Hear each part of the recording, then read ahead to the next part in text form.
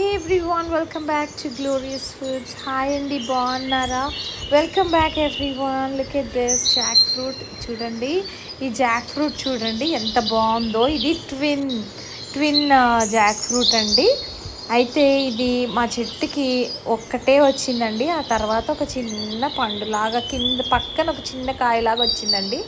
ఆ తర్వాత అది పెరుగుతూ ఆ రెండు అటాచ్ అయ్యి పెరిగినాయండి. అయితే ఈరోజు మనం దీన్ని కట్ చేసి చూద్దాం ఎలాగుంటుందో లోపల. ఇదండి మా చెట్టుకి కాసిన, ఇది ఒక 5 years నుండి కాస్తున్నాయండి. ఒక 8-9 కాయలు కాస్తాయండి. అయితే ఈ వెరైటీ ఏంటంటే ఇది బురద పనసకాయ అంటారంట. నాకు కూడా తెలియదండి, మీలో ఎవరికన్నా తెలిస్తే నాకు చెప్పండి. మామూలుగా పనసకాయలు ఎలా ఉంటాయో అలాగా ఉండదండి.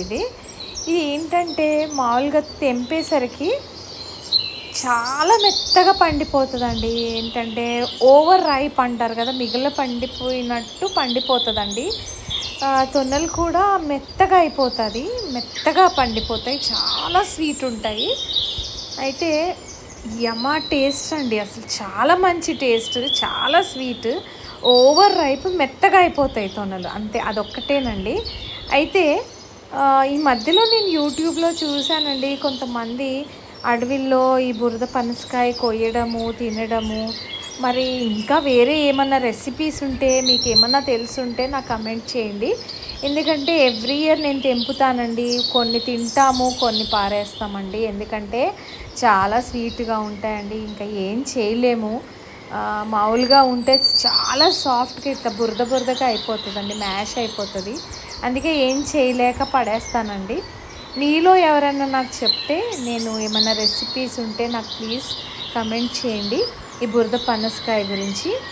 అయితేనండి ఈ పనసకాయ ఇంకా ఏమైనా రెసిపీస్ చేస్తారేమో, స్వీట్స్ చేస్తారేమో.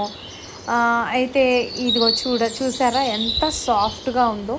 ఇలా మామూలుగా మనం మార్కెట్లో కొనే పనసకాయలు ఎలాగా ఇలా తొనలుగా చక్కగా నీట్గా వస్తుంది, అలా రాదండి. చేతిలో ఇలా పట్టుకుంటే మ్యాచ్ అయిపోతుంది.